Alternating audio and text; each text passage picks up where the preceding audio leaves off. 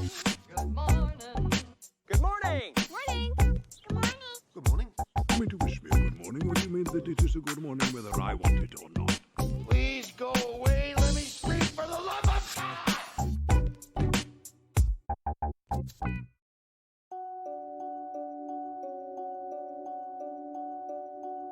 Hey, Ben, this might be the sickest episode we've ever done.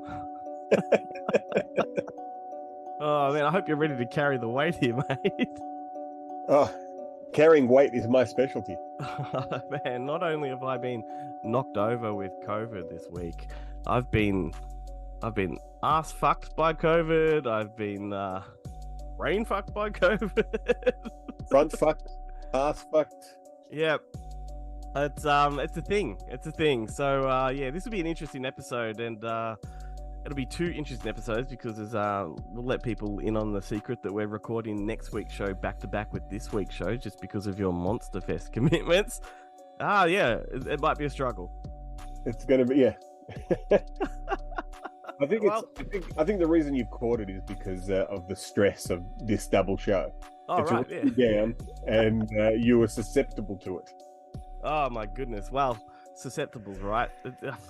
We didn't even have you at the desk last week. We don't have you at the desk this week. We're not going to have you at the desk next week. It's or the week after. This is quite a lonely time for me. It's you're in a bed-free zone. Let's introduce the show.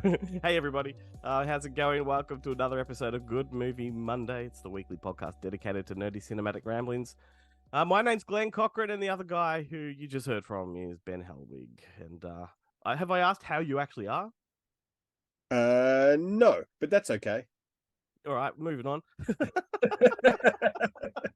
Are you good? I'm fine. Excellent. Well, this week we are talking all about folklore movies, mate. And look, that's open to interpretation because I don't know, we've kind of done this before with urban legends, I guess, and didn't we do something? We did something folk horror a while ago, I think. Probably, yeah, folk horror. Like, Yeah. I didn't. I may have even talked about the films that I'm going to talk about on that show. I didn't go back through the letterbox to see if I had, but I just figure I'll just if it's one of those tenets of education that if you just repeat, repetition, you keep repeating it until everyone's like, yes, I've fucking seen it. Wasn't that the whole point of the letterbox to begin with? To begin with, yeah. Well, the reason we're doing folklore is because we have an interview coming up today with Anthony C. Ferrante, who's the director of a new sort of dramatic folklore movie called Nix. Is dramatic the right word for it? I think so. And it's based on a classic folklore, but he is also the guy that gave us all 6 Sharknado movies. So there's no way he's going to escape the conversation without talking a little bit about Sharknado. Are you a fan of Sharknado, Ben? I am a fan of Sharknado. Every time that you've mentioned this guy, I've always gone, hang on, are you talking about the guy who hosts the Warner Brothers podcast, the Warner Archive podcast? And that's D.W. Ferrante. Oh gosh, they've both got initials in the middle. I wonder if it's they're related.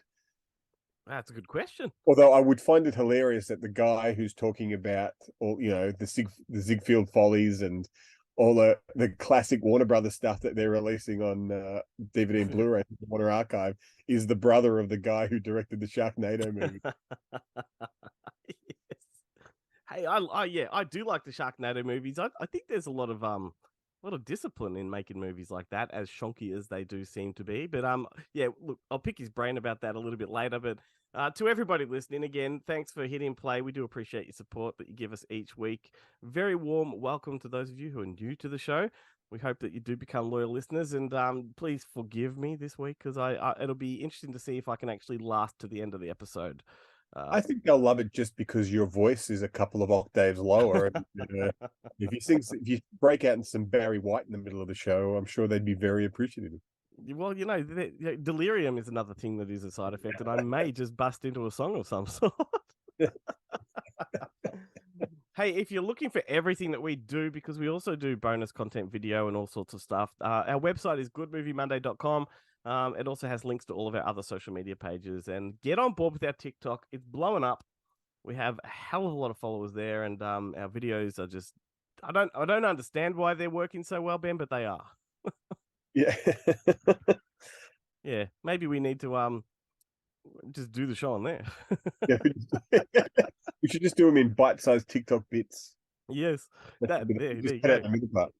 I did that for Fake Shemp, which for those that don't know is the website that kind of spawned this show before this show sort of had an identity of its own. I did a micro podcast on there called "What the Fuck Was That," and they were only 2 minutes long. So Yeah, right. I was ahead of my time, mate. What the fuck was that? What the fuck was that? It sounds like a great show. It sounds like a show that I would listen to. Yeah, it's a good one. Hey, we're available on the Newsly app. That's where we prefer people to listen to us. So get the Newsly app, the super app on your phone, and let the fucking app do all the work for you. Reads the news back to you, mate, in a natural human voice. Just like Mum used to do. Our friends who contribute to the show, they're going to be coming up as well. We've got movie news from the past week delivered to you by Guillermo Troncoso from Screen Realm. That's a fantastic online website, entertainment website that is.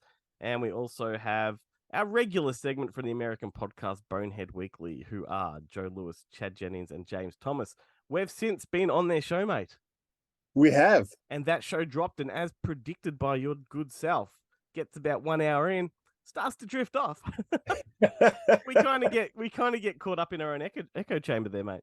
Yeah, that doesn't surprise me. I wouldn't want to listen to myself talk for more than an hour. Well, I was about to say I like listening to me.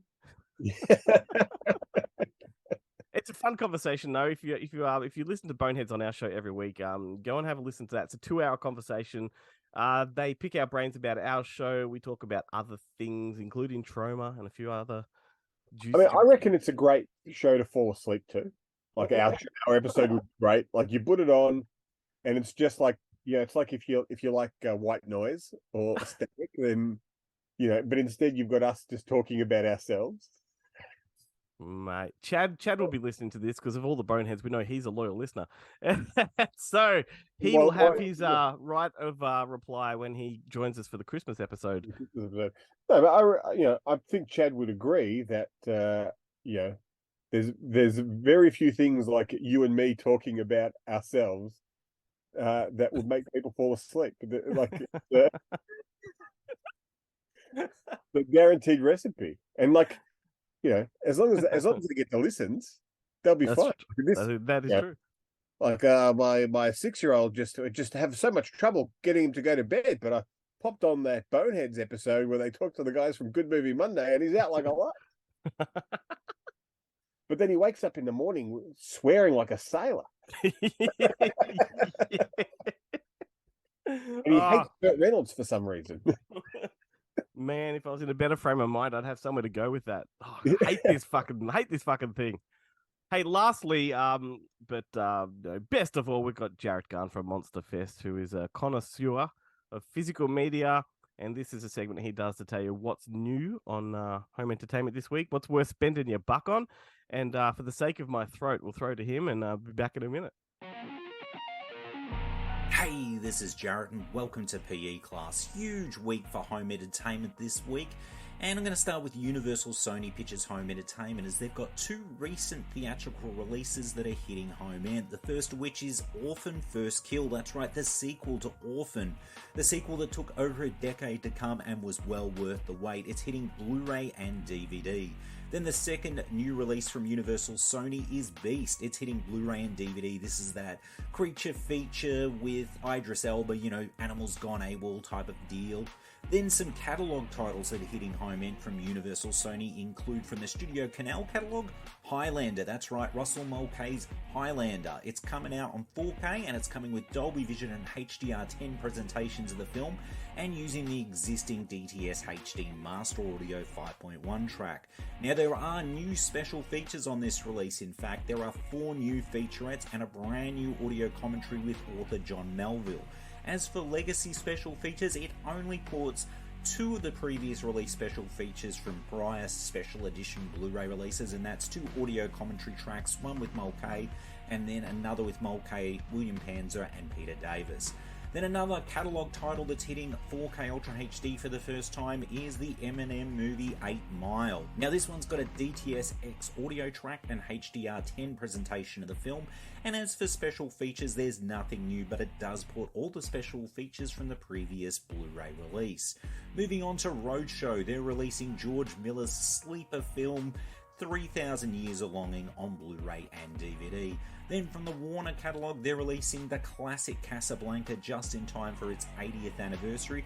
This is its 4K Ultra HD debut, and it's got HDR10 presentation and a newly restored mono track for the film, and it's complete with legacy extras from previous releases. Then the last distributor I'll mention that's releasing a title this week on home entertainment is Viavision, and they're releasing John Landis's The Blues Brothers on 4K Ultra HD. You heard right, Viavision releasing a Universal catalogue title locally on 4K Ultra HD. Of course, Universal did release this title in the US and UK, but for whatever reason didn't see fit to release it locally, and Viavision stepped in, sub-licensed it, and are releasing it, and they're releasing it just as it was released overseas with the DTS-X audio track and the legacy special features. That's right, no new content, because there was no new content on the international releases, but it does port all the special features from the previous Blu-ray releases, as well as featuring the theatrical and director's cut of the movie. This is great news too, because Viavision have sub-licensed some other 4K titles from other studios, and they'll be releasing them locally. In December they've got Almost Famous coming out, and I believe tentatively for January they're releasing from Lionsgate Reservoir Dogs. Anyway, that's it for me for this week, so until next time, stay physical. How's my tone, Ben? Am I sounding flat? No, you're standing super sexy, super raspy and sexy. I was just thinking when I threw to Jarrett just a minute ago, I'm like, geez, I sound really like just monotone and blah. Oh well, whatever. What are your thoughts on 8 Mile, the Eminem movie? The Eminem movie. I've got a lot of time for that film. Same. The Brittany Murphy stuff, I could have done without really in the movie. Like it was just enough. The rap battle stuff is fun. Like all the other stuff is fun. Yeah. But the Brittany Murphy, you're like, is that necessary? But then it justifies that. I don't know if you remember at the time when 8 Mile came out. I think they played like the MTV Music Awards, and he performed the title song. Yeah. And she was in the crowd dancing, and things were popping out left and right. And she was going nuts. There was this, and she wasn't like on the stage or anything. She was in the crowd because at the MTV Movie Awards, they had like the little kind of mosh pitty thing. Yeah, yeah. And all the celebrities would be down in there in it. And she was going for it. It was great. You might say she lost herself. Yeah, in the music. Yeah. She owned it. You know, I mean, I love the film. I think it really holds up well, but I was disappointed at the time when I went to see it theatrically that his music's not actually in the movie. No, not much. No, because it's all about him I know. performing the music. But you know what I mean? Like, you go to the new Eminem movie, you're like, fuck, I want to hear some bangers, and you don't get much of that. But They should do 8 Mile 2, but it's like Creed, where he's like the old established star who's lost it a bit, and then like some young punk has to come through and that he mentors, and then tries to steal all his gigs. yeah, So that he has to get back into the it's the Tom McDonald story. Hilarious. Yeah. Anyway, thank you to Jarrett. Stellar work there, and delivering the goods right as Monster Fest looms and is ready to kick off. For the benefit of our listeners, you and Jarrett are both from Monster Fest, which is Australia's what? Would you say premium horror film festival? Premiere. That's how we like. Premiere? We like to call it Australia's premier genre film festival. Excellent, and I would agree. Yeah. So yeah, this by the time this episode drops, the festival kicks off in 3 days' time. Ben, are you ready to rock and roll? Well, by 3 days' time before the festival, I certainly hope so. Otherwise, I'll be like, most of the lead-up work is the work of other people. The festival itself is a lot of it's my job, and it's like, oh shit. Speaking of oh shit, can you tell how much I'm sweating here? I can't. No, No, it just looks like a highlight. My God, yeah, it's rough, man. It's rough. Can you hear my fan? I've got a fan on me that's just like blowing my sweat to keep me cool. I just thought that was my computer fan. Oh shit, we've probably got fucking interference coming from every direction on this episode. There'll just be a nice little hum through the episode. Yeah, it matches my voice. All right, why don't you kick off the recommendations with your first one? All right, I'm going to talk about one of my all-time favorite kids movies. Hang on, isn't every recommendation one of your all-time favorites? Yeah. I used to sign off every single review that I ever wrote on Facebook or Letterboxd or anything like that with "This is the greatest movie ever made." They're always the greatest movie ever made, but this movie really is the greatest movie ever made. It's called The Wonderful World of the Brothers Grimm. I remember this. And it was released by MGM, but it's actually it's a George Powell movie. Mm-hmm. Or at least it's actually directed by this guy Henry Levin, who I'm not too familiar with, but it's also basically directed by George Powell, who produced it.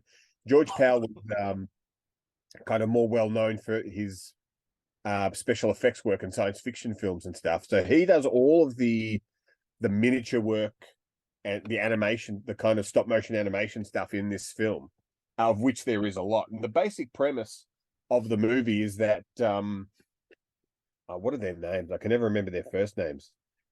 Wilhelm and Jacob Grimm are two brothers, and they're writers, but they're struggling. They're trying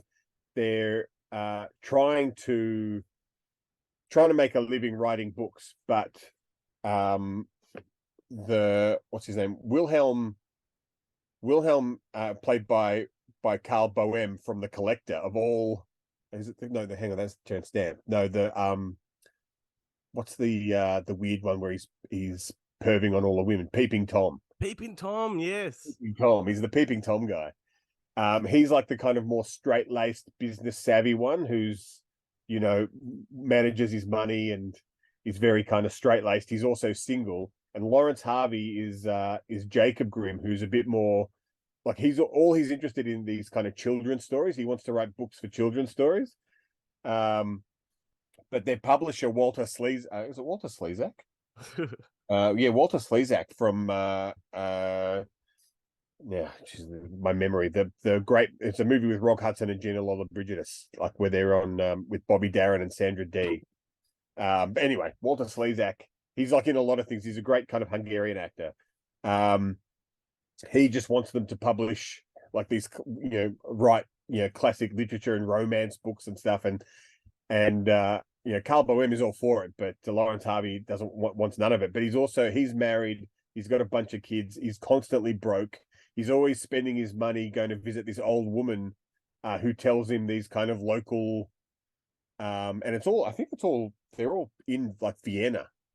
And she just tells him these kind of local folk stories, and of course, they're all the Brothers Grimm stories that they become famous for. So there's the cobbler and the elves. There's Tom Thumb. There's this great one with Terry Thomas and Buddy Hackett, where Terry Thomas is the knight and Buddy Hackett's his squire, and they go in to face the dragon. That's but Terry Thomas is actually a coward, and he kind of pushes Buddy Hackett in, and Buddy Hackett manages to defeat the dragon, and then Terry Thomas tries to take the credit for it, but it doesn't go right. There's and then of course, and as the movie goes on, Carl Boehm kind of gets caught up in it and helps his brother out, and they kind of publish what they become famous for. But also he ends up with a love interest played by Barbara Eden. A very young, very attractive Barbara Eden turns up as Carl Boehm's love interest. And I think some of the other people? Russ Tamblyn, Jim Backus. That's right, Jim Backus is the king. Russ Tamblyn is in the I can't remember what the name of the story is, but the Dancing Princess. He gets this cloak of invisibility or this something, and he can sneak into the castle during the balls, where he tries to woo the princess with his dancing. And Jim Backus is the king. Who else? Yvette Mimo is in it. Mimu. Mimu. Balula Bondi, who I don't remember who she is in the film. But Rumpelstiltskin's in there. Oh, dude. Snow White, and they all.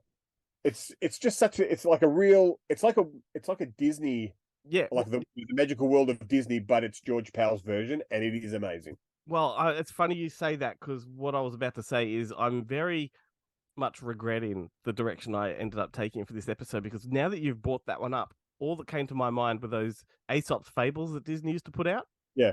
And Well, they I put was one out. thinking- They put one out as an anthology movie at one point in time. You had the grasshopper and all that kind of stuff. Yeah. Yeah, I wish I'd done that. Well, that's what I was going to talk about were things like Puss in Boots, like Yeah. and with Jason Connery and Christopher Walken and Yeah. all those Shelley Duvall presents Yeah. fairy tale theater But ones. I think because I think Disney put the Aesop's Fables out as a movie or a movie length kind of feature called Aesop's Fables, Fairy Tales, and Other Wonderful Stories. And Yeah. it was just the best. I could recite it. If you put it on now, I could probably sing along with it. But I didn't go in that direction. And for some reason, this is ironic because at the start of the show, I said, haven't we done this before? And you said, no, that was folk horror. And I've chosen 2 folk horror films. I was going to say, no, wait, let me guess. Have you done one of the sexy Cinderella movies or the sexy Alice in Wonderland movies? I have not. See, full of regret. This episode is full of regret. I almost did Fairy Tale, A True Story. Do you remember that one with Harvey Keitel? Yes, I do. In New York, is it like a New York set one? Is it? Oh, from my memory, I Am think I thinking of Fairy Tale in New York, the song? my memory placed it in London, I think, and it was very much like a Secret Garden, Little Princess type of movie. But I didn't do that one. Instead, I went with the 2011 movie called Scream of the Banshee. Now, this is pure coincidence because it was actually written, and I only discovered this a few days ago, by Anthony C. Ferrante. I had no idea. I mean, I've seen this film before, had no idea he wrote it. And the fact I'm going to be chatting with him in a few minutes, that's kind of weird. But it's directed by another guy we've had on the show, or the old show, that is, Stephen C. Miller, who's the guy that directed Silent Night and went on to make a lot of yeah, and he went on to make a lot of direct-to-video action fodder like First Kill and Escape Plan 2 and stuff like that. But yeah, anyway, Scream of the Banshee. It's one of those After Dark originals. If people don't know what After Dark is, it's a production company, kind of like a low-rent Blumhouse, I guess you could say. It's sort of, didn't it derive from a film festival or something like that? They distribute a lot of horror films and have these exclusive, and this is one of them. And it's a little bit different to what they normally would do because this is a co-production with them and the Sci-Fi Channel. Anyway, the gist of it is it stars Lauren Holly and Lance Henriksen, and I'm all in. I'm all in with that cast. And it's a fairly classic style of monster movie, made sort of with those Universal monster movies in mind. It's definitely got a lot of throwbacks to Creature from the Black Lagoon and things like that.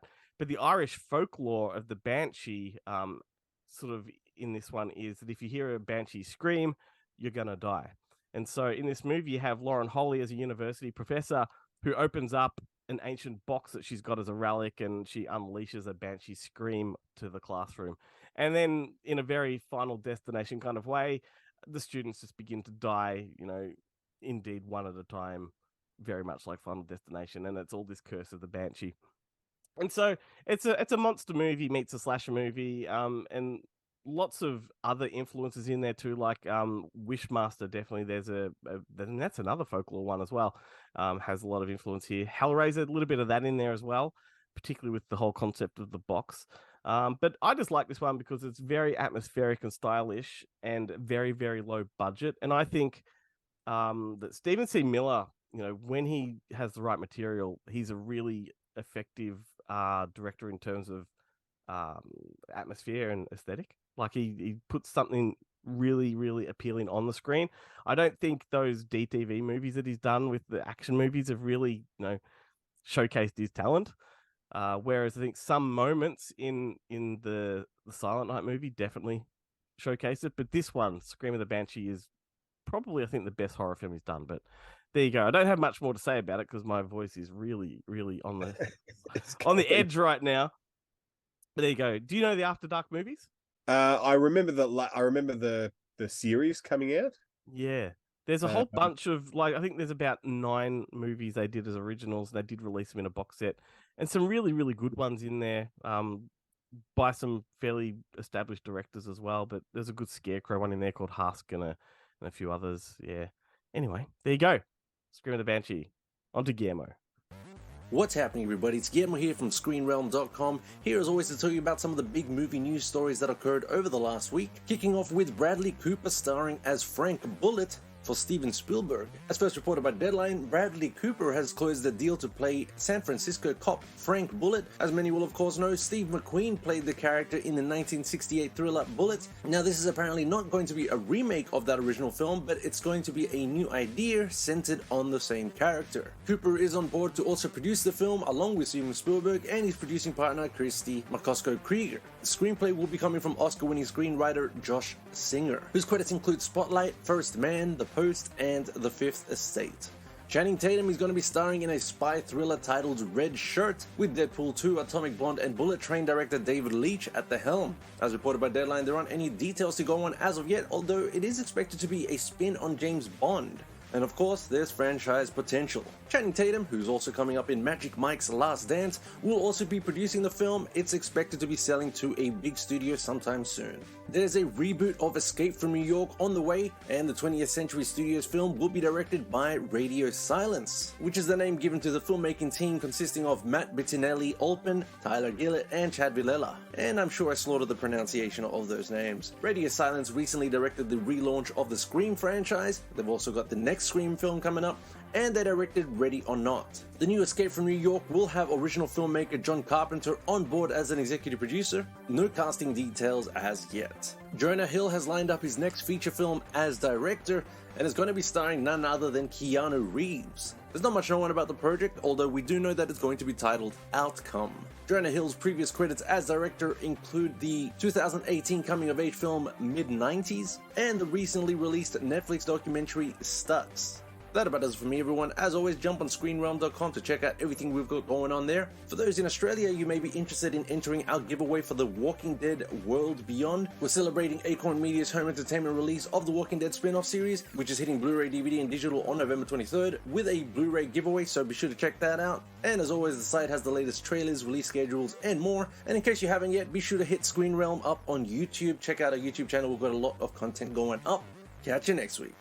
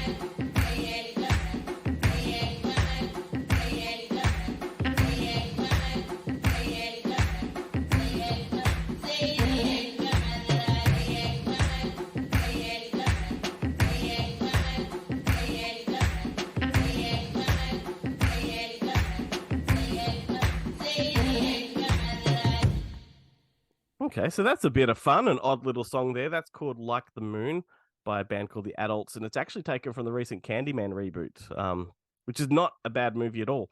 And Candyman being another good horror example of a folklore, although that kind of fabricates its own folklore. It's not really a folklore, it makes its own folklore.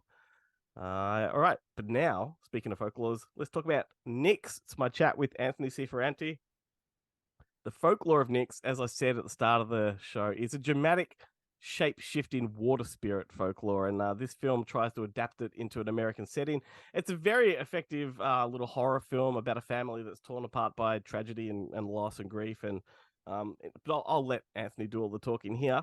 But what kind of needs to be said about this one is that Nyx and Sharknado are like chocolate and cheese. So if you're thinking of this guy as the guy that made Sharknado, and that's your expectations going into Nyx, you need to kind of lose that, because even before Sharknado, he was making these type of horror films. He started off with one called Boo, which I think you might remember, Ben, in the video store days, was quite a good little renter. Yeah, definitely. Yeah. Any video geek, I'm sure, will attest to that. But anyway, I'm talking too much. Here's our chat. Enjoy it. And then straight after that will be the Boneheads with their own take on folklore movies. Hey, honey. Looks like it might storm. I think we'll be all right. Dad. Someone's watching us. Hello? What are you doing over there?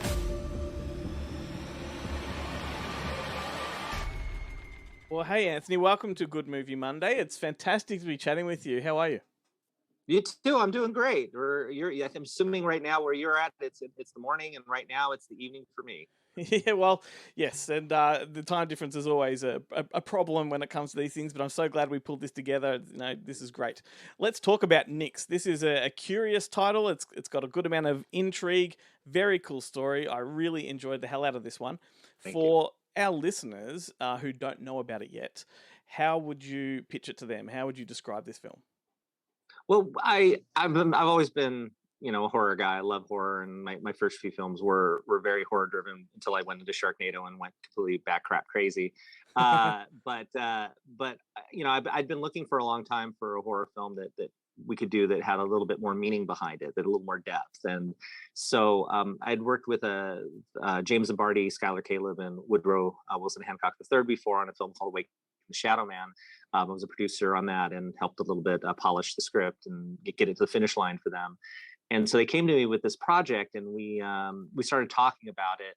And at the time, it was a different mythology, and COVID hit when we were about ready to shoot, and so we kind of tabled it and redeveloped the movie during COVID.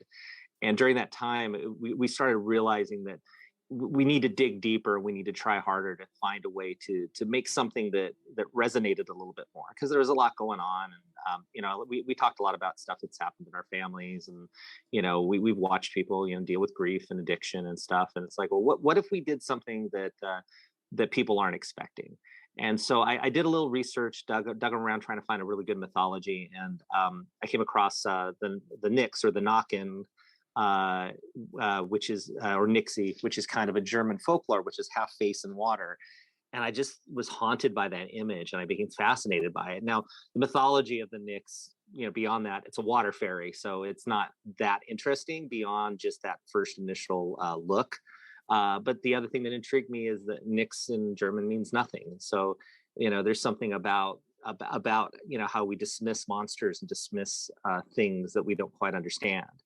And so we worked hard on this story and came up with this movie about a family that horrible tragedy happens with this young girl when the family is 3 siblings, and one of them something happens to her, and the other 2 grow up and are completely messed up because of it, including the mom, who refuses to believe that the little girl is dead.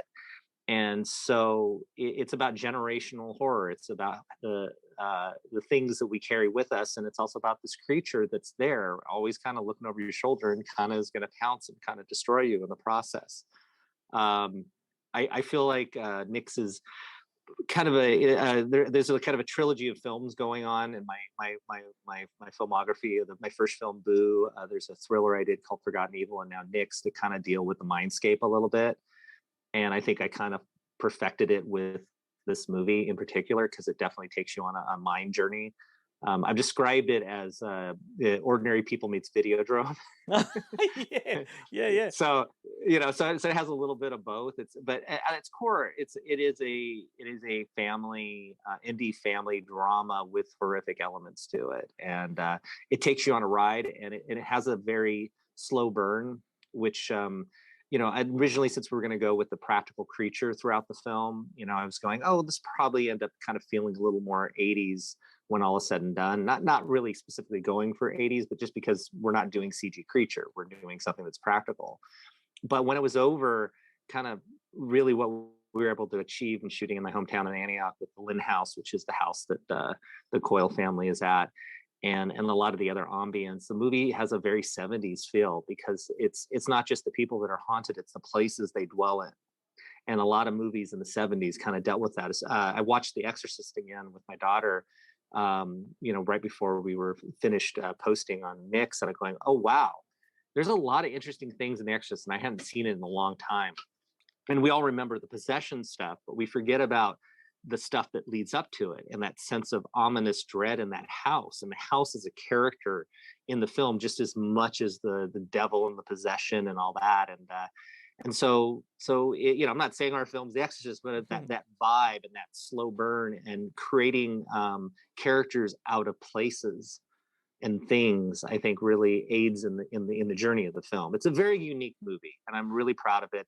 And since it was a true indie, we didn't really we knew as long as we delivered on the title, we had a creature, we had horror in it, people were going to be attracted to it. So that allowed us as an indie film to kind of take chances and big swings, which Jay and Skylar and Woodrow and I all talked about. But look, we know the movie has an audience, but let's take the audience on a bigger journey, and one that's something that maybe means something to us and it has a little more depth. Yeah, see, perfectly said. That's why I ask the talents to explain their films, because you can never say it better yourself. And the thing is, like, you mentioned Boo, which I'm really glad you mentioned, and you also mentioned Sharknado. And this is important for me because I think people should know you are the legend that gave us all of the Sharknado movies. And for that, we thank you for sure. Thank you very much. Nix is a very different film, and it's a real sort of, for me, it felt like a callback to Boo. And to hear you say this is part of a sort of a trilogy of sorts, that's exciting for me, and I need to go back and watch these in that context. Well, yeah, and it's again, they're it's loosely connected. I mean, I would say in the same way that Videodrome and Existenz and Crimes of the Future from Cronenberg all kind of exist in a similar palette, like a thematic trilogy. Thematic trilogy, but because we ended up shooting in my hometown at a movie theater that I also shot my first film at, that had me doing a cameo watching a film I did when I was growing up in that town, the movie kind of took on sort of more of a personal thing, because we were originally going to shoot it in Los Angeles, where I live now. And when we shot there, there was just these added layers. It's actually Jay, I think, that added initially that the character would have a video camera, and then as we developed it, the camera became more part of it. So it wasn't a conscious decision to add that filmmaking element to it, but again, it kind of took on that feel. And then there's even some Easter eggs. In the theater. The projectionist is played by Dig Wayne, who played the cop Arlo Ray Baines in my first movie, Boo. And then there's a Boo poster in there, and on top of it, because the filmography of the character, he was a blaxploitation star that became a cop and sucked at it. One of the titles of the Dynamite Jones movies on the marquee. So there's these little things that are there. But going back to your thing, yes, this is not Sharknado. And there was a lot of discussion. And do you promote this as the director of Sharknado? And I'm going, of course you promote the thing that I'm known for. But if you see the trailer, you clearly know this is not Sharknado. Just like with John Landis when he did Animal House, and then he went and did American Werewolf in London. Granted, that movie was funny as well as scary. They promoted it as from the director of Animal House, a different type of animal, and that's what we were trying to go for in this. So you don't want to hide from it, otherwise you just, oh, what is Nix? Oh, it's just another horror movie. And love it or hate it, people are going to make fun of the fact that, oh, the director of Sharknado, but we made a global franchise, and I think that this just is just another different thing in the resume and arsenal. And I think people forget that I did start off in horror. So I like the fact that Nyx has that water texture to it, but it's nothing that anybody would ever expect. Well, It's a very dark, foreboding movie with I think probably, if there's any humor in it, it's probably that release in the horror as opposed to hey, we're trying to make a joke. Yeah, for sure. And I promise you I'm going to move on from it after this question, but I have a special admiration for filmmakers that have risen up through the ranks of the Asylum. I think there's a discipline working in that sort of model and that company that the average moviegoer probably doesn't understand or comprehend. What skills did you take from working with them to this? Well, I think there's the skills that I had before I came to the Asylum, which with on Boo and Horseman and all the other stuff that I did prior to that. And then when you get into the Asylum, what I really like about that company is it is the old Corman approach, where I'd worked with other companies developing things where they were afraid to take their budget and be ambitious. So they're going, oh, we can't afford to do that, so let's just put it on a bicycle. And then when you get to the Asylum, it's like, make it on a space shuttle. You got X amount of days and X amount of money, but if you can make it happen, then go for it. And I think that's what you kind of saw in the first Sharknado, where I was given more toys, which I call it, like, hey, I got a crane, I got this, I got more tools. And so I put everything into that movie because I didn't, I'd never had those kind of things on a movie before.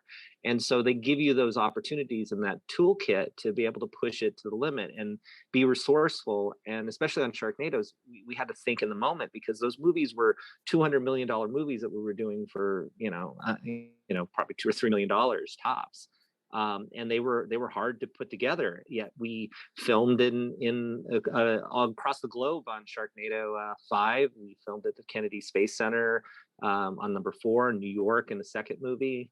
It was pretty crazy, the stuff that we managed to pull off on those films, and that was because we were resourceful. We were saying, this is what you have. How do you make it bigger? And so when it came to Nyx, which was a completely independent movie, it was that same aesthetic of, all right, well, if we shoot in LA, we're going to have less days, and it was during middle of COVID, so being able to shoot at someone's house was not on the table. But then we found in Antioch, I had open arms and a community that was going to allow me to film at all these different places, including the house. There was actually an art gallery called the Lynn Gallery, and it was an open during COVID, so we were able to bring in our own furniture and dress it and use some of the artwork and make it our house. And that's how we were able to be resourceful. I was able to shoot at my high school that I shot at, that I filmed another movie at. But in the script, the script was written very, when you do indie, you try to keep the locations very non-specific, because you don't want to get too attached to it. So once we started seeing what we could get, we have a high school. So now instead of her working at this place, she now works at a high school. And instead of him working here, he works at a theater. We knew we needed the forest, and we found a place in Reading called Shingletown, which is about 3 hours away from where we were shooting in Antioch. And we ended up there. It was the last 4 days of shooting, last 4 days of shooting. And the night before we started shooting, it snowed. We woke up to like 3 inches of snow in Northern California in February, which usually does not happen. So I think everybody else not accustomed to weather shifts like we had on Sharknado. We just kind of embraced it. I go, look, it's now part of the movie. Let's take the next 3 or 4 hours to regroup and figure out where we're going to start. And now snow is part of the movie. And I think that, the movie gods kind of really shined on us, as much as that was difficult to film in those conditions when we weren't prepared for it and didn't have, coats and gear and all that stuff. It gave the movie this sort of ethereal vibe to it that you could have only, if I wrote snow in there, it would have been like, sunny days for 5 days. So I'm really proud of it. It gave us this even light. And, one of the rules you're told with creatures, and, I have that background with makeup effects, is never show your creature in broad daylight. And we broke that rule. Yep. And because of the even light and the snow, my favorite shot of the Nyx is the one where he's on the stump and we do that little slow push in, because he just sort of blends into the environment, and it's creepy and eerie and makes it all the more terrifying. Absolutely. I think a lot of gratitude is owed to Dee Wallace. I think, is this the second film you've made with her? It was third. It's the third Third. film. She was in Boo. She was in Hansel and Gretel. And Yes. and when we were rewriting this, in my head it was D. Honestly, the entire time I wasn't. I didn't know if I was going to be able to get her, because usually when I bring her in, it's for a couple of days. So it's like this is a big commitment. And I called her up. I sent her the script. And I go, "You're the only one." And she read it, and it connected with her, and we worked it out. She came up and did it, and she wanted to do the movie without a lot of makeup. She really went to dark places. That scene in the upstairs toward the end of the movie, she wanted to kind of push things even darker. And I was like initially going, "Are you sure you want to do that?" You're like, "Yeah." And I'm like, "I'm trusting you. Let's go for it. Let's push this. Yeah. Let's make it dark."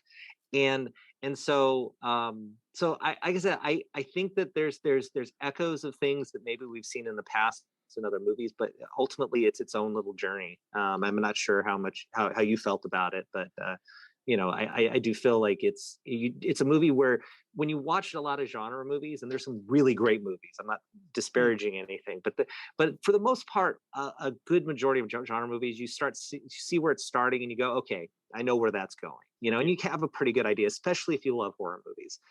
When we were kind of having our premiere, and I was kind of watching the movie for the first time without having to look at, oh, is there a pixel here? Oh, there's a sound effect that's wrong. You're looking at it for everything that's wrong with it. You're not just watching it. So just kind of watching it through, I realized, wow, if you've never, if you don't know what's going to happen, if you haven't read about it, you do not know where this movie is going. It starts off and you go, I know what's going to happen. Mm-hmm. And it's like, huh? Wait, what's this? What is it doing? And it intrigues you. And so it rewards you for sticking around. And there's a lot of seeding. So on second viewings, if people really like it and watch it again, they're going to catch a whole bunch of things. I mean, the movie has a mission from the beginning, and it sticks to the landing, but you don't know it until you kind of really, really put all the pieces together. Definitely agree. It's a very unsuspecting film, and I feel like each of the acts, particularly the third, but also the second, have an element of surprise in there that, like you said, you think you know where it's going, and it definitely pulls the rug from underneath you, and it kind of makes you out to be the madman. Like, can we trust this director? Where the hell's he taking us? And I definitely thought that Dee Wallace's performance, she really digs deep into this one, and I think maybe that also, what you were saying earlier about having a 70s kind of feel to it, I think she has a lot to do with that as well. Like, it was a real classic performance. The other thing too that I really am glad it worked out this way. I mean, we knew it at the script stage, and we knew when we were filming it, but to see it actually happen in when it's all together, is a movie is strangely emotional for a horror movie, it tugs at you. There are moments that are surprising, and again, a lot of horror movies want to go for that visceral, every character is messed up and horrible, but there's heart to this movie, even though horrible things happen. And I think that the biggest hat trick that we pulled off is we created a movie where you have empathy for characters that are just really messed up, as opposed to, oh, let's see them die. I mean, usually that's the go-to.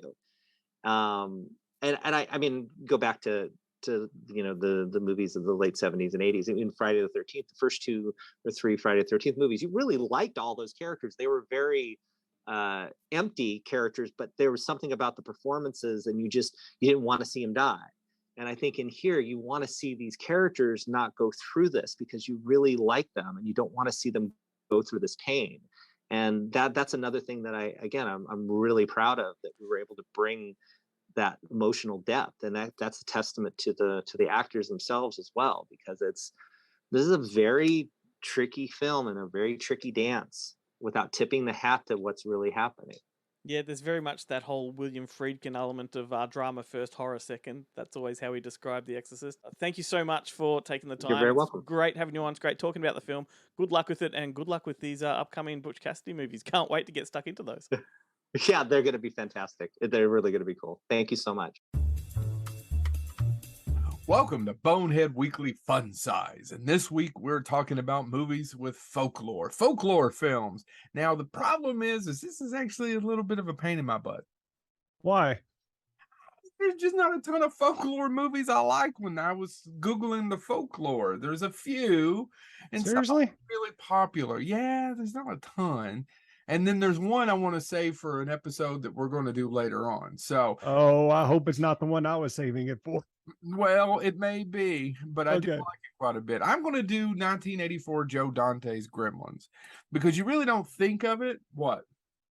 It is, isn't it? It just yeah, dawned on me. If you Google for folklore, so the history of gremlins is, and we're not going to get into this too much, but the history of an actual gremlin is from World War II. Correct, gentlemen? Yeah. Yes.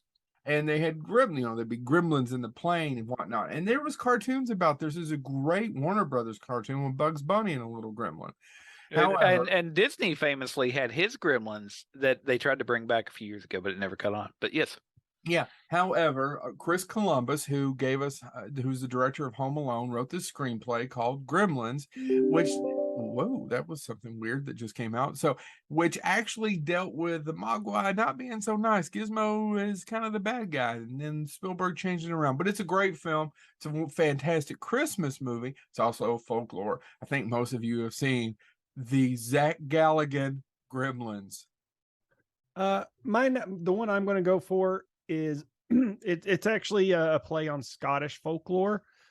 Undine, Undine, directed by Neil Jordan, directed and written by Neil Jordan of Neil Jordan is of Crying Game fame.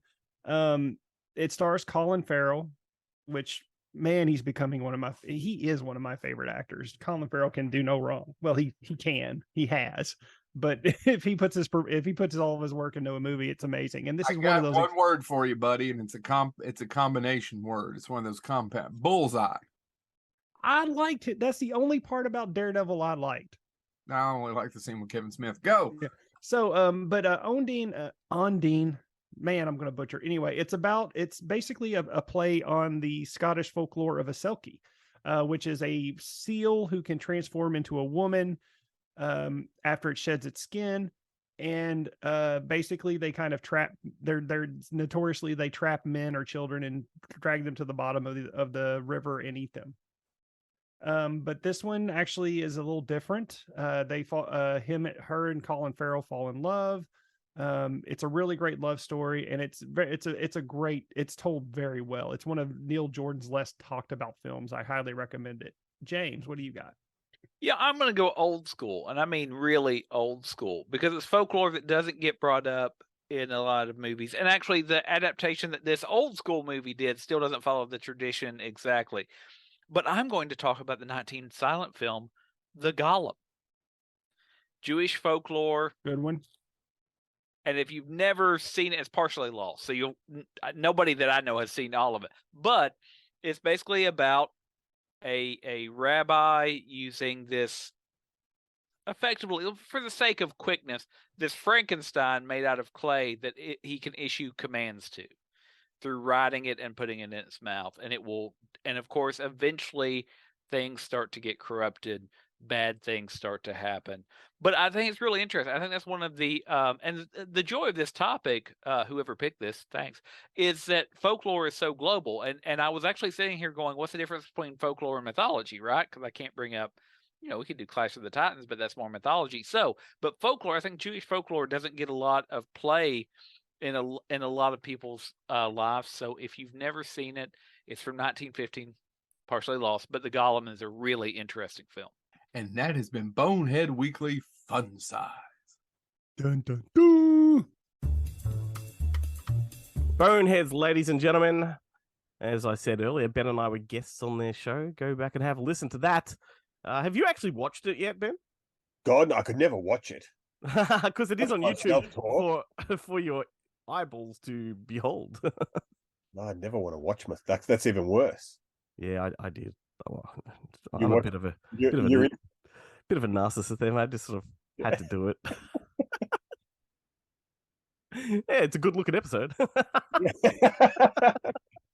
At least one of the five on the screen. Doing all right. Go and give that a listen, everybody. It's pretty much you get Ben and I from a different perspective on that episode, and it's heaps of fun.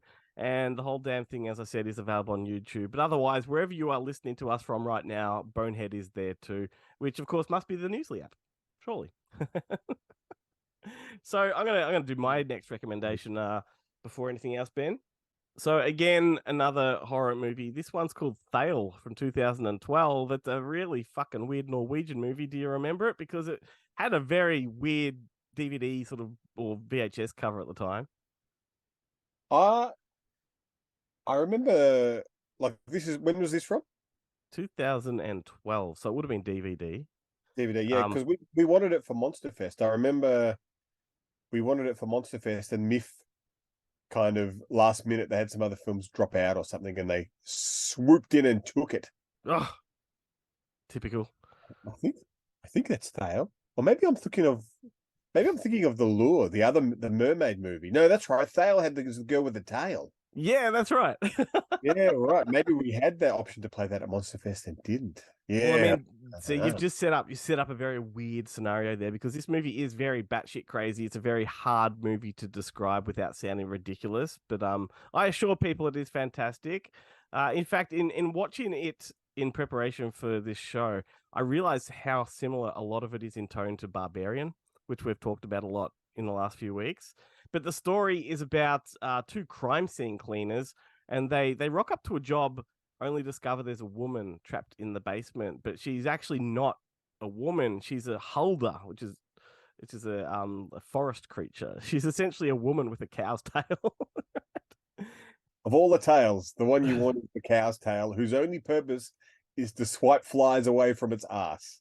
It doesn't help it balance like a dog's tail, or a kangaroo. Help it fly like a bird's tail, or bounce like a kangaroo's tail. It just literally swats flies away from its asshole. And it's covered in shit. It's covered in shit, yeah. But this woman / holder, she's held captive and she's tortured. And these crime scene cleaners find a videotape in the basement, and they play it only to discover that this creature has been part of some weird medical experiment. And it just keeps getting crazier. And already that sounds very much like Barbarian. And it's a type of, like Barbarian, it's the type of thing I don't want to spoil too much because it does have secrets. But let me just say that other forest creatures come into it. And we're talking satyrs and things like that. Look at my hooves. Look at my hooves. Clippity clop. Clippity clop. And it's just a weird as fuck. Mr. Tumnus turns up.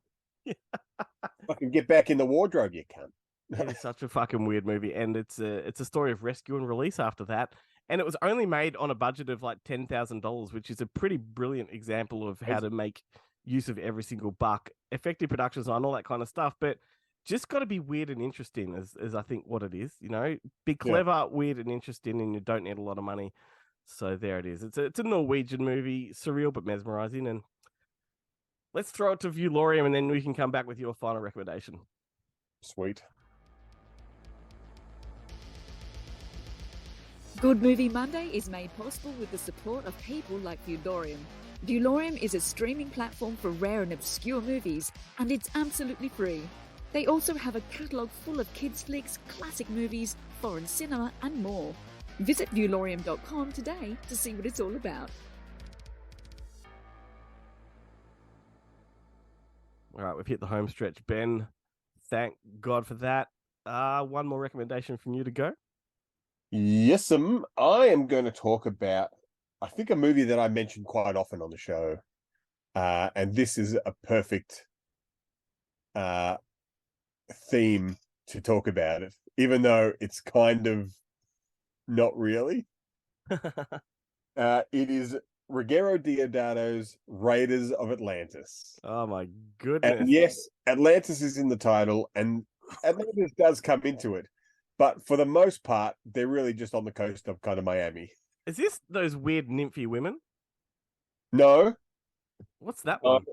I think that's the Jim Wynorski one, where it's like the Mortal Kombat, but it's with busty women instead. No, I'm having such deja vu right now. I think you have recommended this, and I have made that assumption at the same time. But go for it.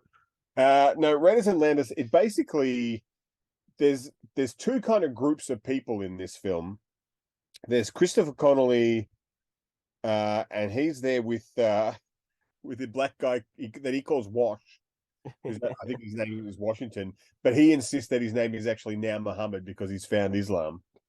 And but Christopher Christopher Connolly just can't get that through his head. But the movie starts with them breaking into into like a wealthy mafia guy's house, killing him and stealing something that some other mafia boss wants. And with the payment they get, they're going to go to Trinidad and have one long party until the money runs out.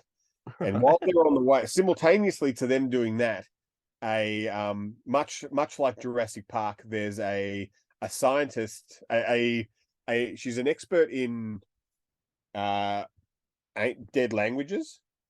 I think her name, I think it's Mari Fields is her name.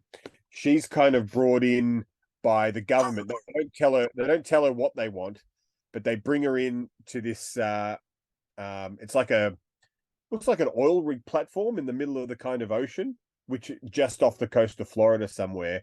But when you go down, it's actually a secret government laboratory where they've got a sub at the bottom of the ocean that's kind of dug up these artifacts that are like 20 million years old, and they need her to translate them. And as it turns out, they kind of reference the lost city of Atlantis.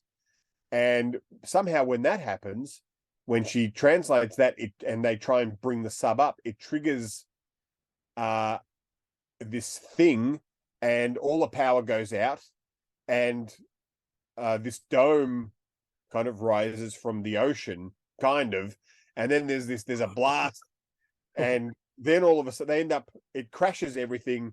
But luckily, Christopher Connolly and Wash are kind of are in their boat on their way to Trinidad, and they happen past and they rescue the scientists, the couple of scientists that are still alive, and they sail into the port of Miami, into Miami. But since this thing has gone up, some guy there's a brief cut to him at the beginning of the film, and he's like in a suit in a kind of office, a fancy pants office, and he takes this mask out of a safe, and it's like a see-through. It looks like the head on one of the Indiana Jones and the Crystal Skull. It's like a Crystal Skull head mask, but it's kind of see-through, so you can still kind of see his face through it. And him and like this group of 80s punks are like literally killing everyone in Miami or in this town. They're like raiders, and they're shooting them with crossbows and cutting them down with guns, and everyone's dead and being crucified or posed in really kind of grotesque ways. And so then it's basically Christopher Connolly and his band of survivors has to try and survive these people who claim to be from Atlantis, or like they've been imbued with with the spirit of people from Atlantis. But they decide to take the fight to Atlantis, to this dome that's risen up from the ocean. And it's just it's nuts. It's got this amazing soundtrack. It's pure 80s kind of action violence, and with a little bit of sleaze thrown in for good measure. There's lots of gruesome deaths and awesome action set pieces and stuff. It's such a lot of fun, and it's just come out in I think Severin released it in the US. I want to say earlier this year. Yep. For the world exclusive of the Blu-ray. Prior to that, I had to watch it on VHS, and the VHS was incredibly hard to get. Yeah, I do recall the poster art was always amazing as a kid. Like, it's very sort of Terminator-ish. Yeah, look at that. That's Ben holding it up to me, people. It's a visual thing. Funny enough, I was going to talk about it when we did post-apocalyptic films. Right. It does feature in like the book. I've got this book all about post-apocalyptic films, and it does feature in there. But I was like, oh, I don't know. And then, this one, like it makes a really interesting companion piece to that Disney Atlantis movie. Oh, I love that one. Yeah, the one with Jim Varney, mate. Is Jim Varney? Does he do a voice? No. Yeah, he plays the cook. No shit. I thought he was dead by then. But yeah, no, it was his last film. Yeah, right. But that's those two. Like, if you want to do a double feature, watch that Atlantis, which I always thought was a ripoff of Stargate. It's just under the water instead of space. Like the main character is the James Spader character from Stargate, but Raiders of Atlantis and that Atlantis, and they're a lot of fun. Hey, Atlantis might be where the next Indiana Jones goes. We never know. Well, there's do you remember the computer game, Indiana Yeah. Jones and the Fate of Atlantis? I just think if Indiana Jones is going to do it, if they're going to do an installment movie wise that goes to Atlantis, we've got to wait for the sort of the reboot franchise where you got a younger Indy, because you can't picture an 80-plus-year-old Indiana Jones underwater, looking for Atlantis. Yeah, no, they should do. Hopefully, they do. Rather than Atlantis, they could send him to Vietnam or something. He could search for treasure in Vietnam. I'm surprised he never came down under.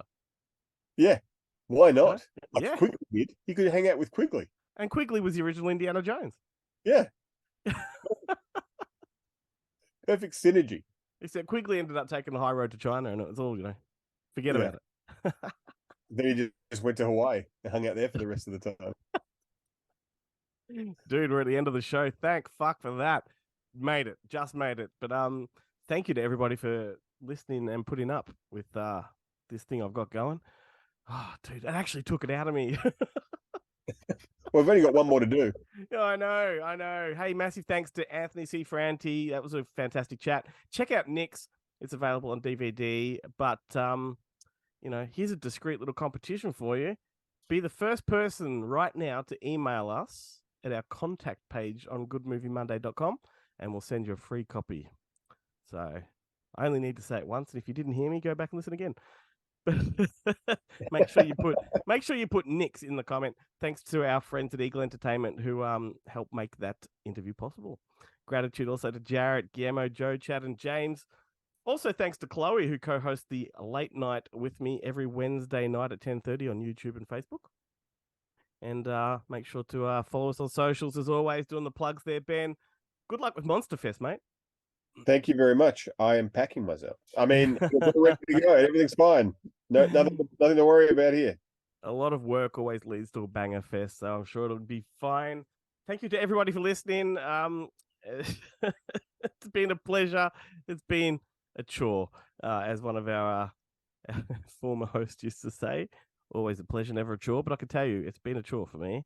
Leaving you with the song called Head Over Heels by Big Bang, and it's from the Troll Hunter soundtrack. And that's a great movie. I love Troll Hunter. Have a great week, everybody. We'll see you next time. And on to the medicine. Where is that? And this fireball would go down very well right now. It's a gin. You need gin. Yeah.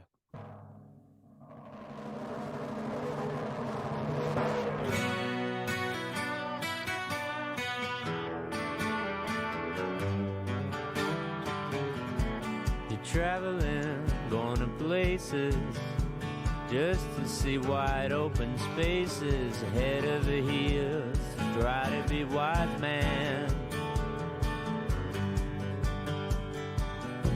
They're telling you, come on closer, but you're not the one who chose her. You're head over heels, trying to be true, man.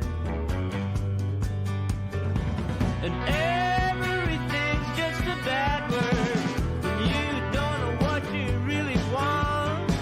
And one is the saddest of bad word. You had it coming, it's coming on strong. You've been young for so long. You've been so young for too long.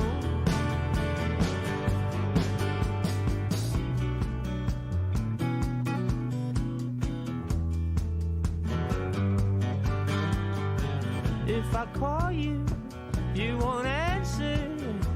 I don't know what to do, but I'm head over heels and I'm trying to be a wise young man. So don't tell me to come closer. I won't come closer. I'm head over heels, trying to be right for a man. And